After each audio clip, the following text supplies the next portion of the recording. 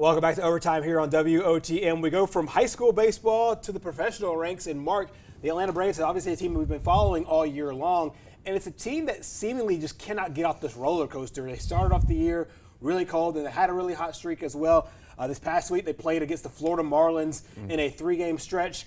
Lost the first 2 games, came back and won the last game last night on Sunday. But it's another team, once again, a 30-33 record. Right now sit 3rd in the division, 5 games behind your New York Mets. Lost 4 of the last 5 to in-division teams in both the Mets and the Phillies. What are some of the things that you're seeing here with this club now as once again, some light at the end of the tunnel as far as like some hope, but also not the results you want as far as some of these losses go? Yeah, I think this was their worst week. Yeah. Because starting with the losses to the Phillies, after such like an inspirational win on Tuesday night, right, you had them falling behind in the late innings, and Austin Riley hits a home run. You have a Contreras, which they're going to need at some point this year, having a great first 2 games of the series against the Phillies, really starting to take over that role as a leading catcher on the team. And then going into Tuesday, and a great pitcher's duel where you see Tucker Davidson really pitch his heart out. And that's probably the best thing. Is we're going to look a little later on. I deem this like the Clint Eastwood, the good, bad, and the ugly, the week of the good, bad, and the ugly for the Braves, because there were some really good things, there were some really bad things, and then there were just some ugly things that we saw that you're still wondering why they're happening. At this point in the year, I know I've been an advocate of, just wait and the cream eventually will rise to the top. I could see a little bit of a reason to maybe start to worry. Right. I'm not saying, get ready to jump off the bridge, but it's still, let's just say it's getting late in a hurry, okay? And the Mets are going to get healthier. Right. And my surprise has been there's been no drop in their play. And they just keep getting lucky and lucky with the way the schedule works. Exactly, yeah. They had 2 days off last week. I don't know why Major League Baseball teams need 2 days off in a week, but they had off Monday and Thursday, and it's worked out for them that, number one, it keeps their bullpen pretty healthy because they don't have to worry about throwing guys back to back when you have 2 days off every week. And the other thing is that they're not playing as many games, if you look at how many games they've played, as opposed to the rest of the league, because they've had so many off days, so many rain delays. The Mets right now 32-25. That's 57 games compared, to the Braves, who are at 64 games, 63 games. Right. So it's just an unfair advantage the Mets have had, that if they haven't had to worry about guys going back-to-back nights, their bullpen being overused, where Atlanta has. And I think you saw a little bit of that this week. All right, starting with that first loss to the Phillies after Davidson pitches great, and then Will Smith allows a home run to that Olympic kid, and that game's over like that. Exactly. I mean, in a blink of an eye. Yes. And that kind of set the tone for the week. The next day they go out. Chris Martin has a bad outing. They blow a game that night. And then the Marlins, who the Braves really should beat, losing 2 out of 3 because they didn't get the consistent starting pitching that they normally got. Right. And Adam Duvall, who's killed Atlanta all year, really did a number on the Braves this weekend as well. But a couple of things stand out as we look at some of the graphics I did, starting with the good, bad, and the ugly. We'll start with the good. I had mentioned about Wilson William. So many guys with the same last name. It's like, there's always, catchers seem to always have like brothers in Major League Baseball. So I get confused. William Contreras, not Wilson Contreras. Wilson's on the Cubs. William Contreras, a young guy that the Braves are going to need. I think he's playing really well. You can see he's got great opposite field power. So if he starts to hit, that's going to add another bat to their lineup, and it's going to extend their lineup a little long.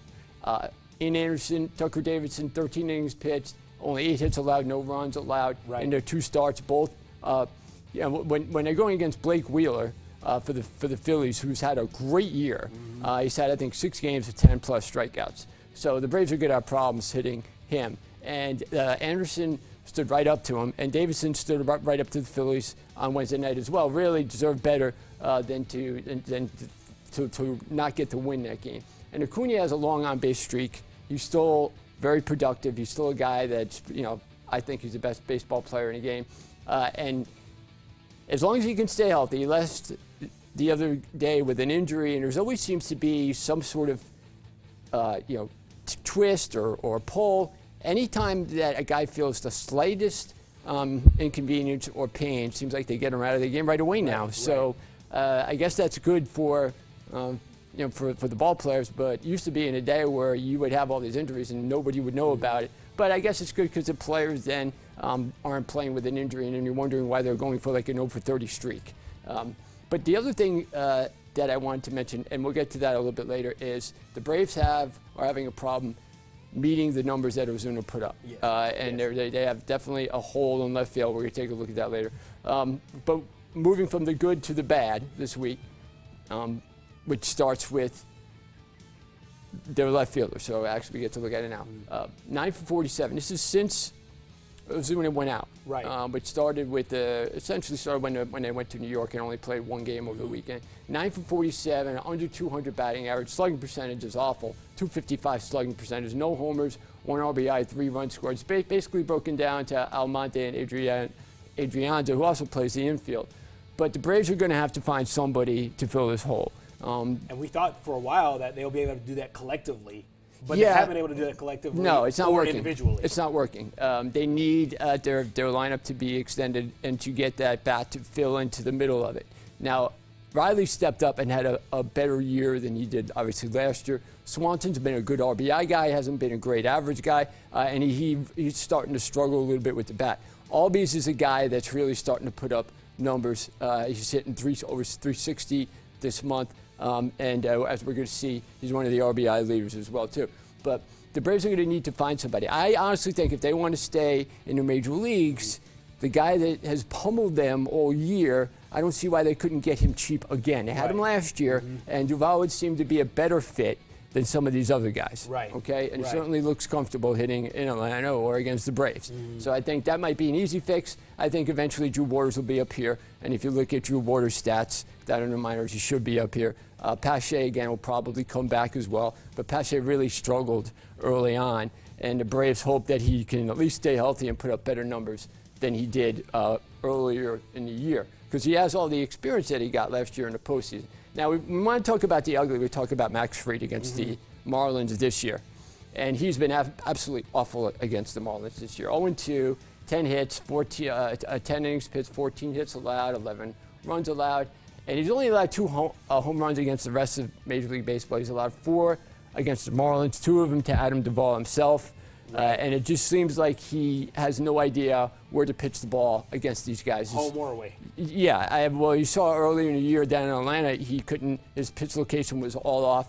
And again, on Saturday, pitch location way off. And Florida really smacked him out. Florida, though, I'll say they got some good hitters. So you don't want to be messing around with the ball in the middle of the plate. You know, Jacob deGrom sometimes struggles against Florida, too. Florida, Miami, whatever you want to call them. So they'll surprise you with putting up some numbers on some guys who you think should shut them down. The biggest worry for me is Fried was so dominant last year, 7-0, and he looked like he was coming of age. And seeing these glances of inaccuracy and inconsistency, I'm wondering why his pitch location's so off. When it's so on in some other games. Is it just a concentration issue, or was there a problem where his arm angle was dropping, or was he just not focusing enough? I don't know. I'd be interested to look a little bit deeper, and if I could, I would love to talk to him about what exactly he was thinking when he's facing these guys that really messed him up early in the year. I would have kind of taken him out with a little more focus, but it just didn't seem like he did. And that would probably bothers me a little bit. But the other good part about the Braves is that some of their younger players are outside than Acuna, who's been great all year. Albies is one of them. Albies really starting to hit well now, and he's starting to drive in runs. And if you notice that Freddie Freeman's been moved up to number 2, I didn't like that at first. I like it now because Freeman's he's good with taking pitches. He's good with allowing Acuna when he gets on base, giving him the freedom to run. And Albies has really been stepping up. He's one of the league leaders in doubles. And if you look at, if we have a graphic for most RBIs in the month of June, you see that Albies is leading, and that's amongst all National League ball players. So that's not that bad. The funny thing is you have a couple Marlins and some Phillies because they played Braves this week. So they got fat on some of the Braves bullpen. That's the other thing that would bother me too is the Braves. There's their bullpen consistently is having problems, and I just don't know if they're going to be able to fix that within. So the talk around Brave land is that this is their bullpen numbers for this week. I mean, not awful, but 2 blown saves. Yeah. And the Will Smith blown save wasn't, I mean, look, it happens, okay? It was an off-speed pitch that was in the wrong part of the plate, and the game was over like that, and the guy hit the ball well. Those things happen. But consistently, the Braves have not, from game to game, because maybe the numbers, maybe the fact that they got to roll out the same guy on back-to-back nights, they haven't been as consistent. They're the 5th worst ERA out of the bullpen in baseball right now. A guy that's being talked about coming over is an old Brave that most fans would remember is Craig Kimbrel. Now, Kimbrel was a guy who was absolutely dominant, one of the most dominant closers I've ever seen. 100%. If you look at his strikeouts to innings pitched, it was like over 16 early on. Him and Chris Hammond in the early 2010-2011 season, 2 of them made a very good pair. And since, I don't really know why the Braves let him go, because he was really dominant. I mean, he was better than Walters. He was better when Smoltz was the closer. He was better than that. Yep. So I don't really know why they let him go, whether they figured they couldn't pay him or not.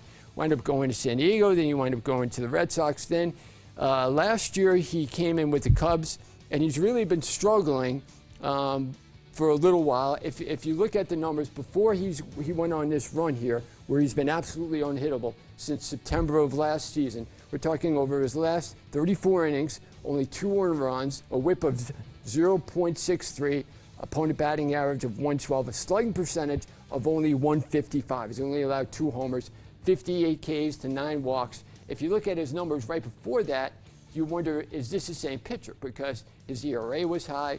He had pitched in 33 innings before that, or 33 appearances. His numbers were light years different than this. 33 games, 300 opponent batting average, slugging percentage of 650. Wow. 11 home runs allowed in those 33 appearances, a 7.54 ERA, and a 1.84 whip. So that's what he was the previous 33 appearances when everybody thought he had lost it in Chicago around late August last year. Come September 1st, he's been a different pitcher. It's extended into this year. Maybe he's picking up on the substance things that I think that Major League Baseball is starting to look at. I don't know, but those numbers are really hard to replace, and if he could bring that to Atlanta, that would add, number one, a guy that has experience. He's won World Series with the Red Sox. He knows how to close games in the postseason. And number two, he'd give another arm, and a guy, if he's putting up numbers like this, lights out, game over when he comes in. 100%. And blast from the past there from Craig Kimbrel. And actually, shout out to Wallace State Community College, just down here, just down the road, where he actually played his junior college baseball before he made the jump to the major leagues. And he's one of the guys that whenever you take a look at a guy that might have dipped and then come back, every now and again you start to get the questions. And that kind of relates to our next topic. We're talking about the pitches and the spin rate. And we'll take a look at some video too. And not all these guys have been saying that they're all doctoring balls. That's not the case. This is, for the most part, just generic video of pitchers being able to kind of dominate and control baseball games. We've seen it a lot over the course of the last year or so. And you're seeing it a lot more so with different kinds of pitches, and a lot of pitchers are now, with the spin rate being one of the metrics that everybody's looking for, we're starting to see kind of a different turn, a different take as it relates to what we're seeing on the mound. And pitchers right now have been dominating. And you're seeing, we mentioned at the beginning of the year, we saw all those no-hitters. The very first thing that popped up was, hey, these aren't, it's not Noah Syndergaard and Jacob DeGrom. Exactly. I wish it was, but no, it's not. Yeah. A lot of the guys that we expect, it wasn't them. It was guys that, maybe second or third on their rotation.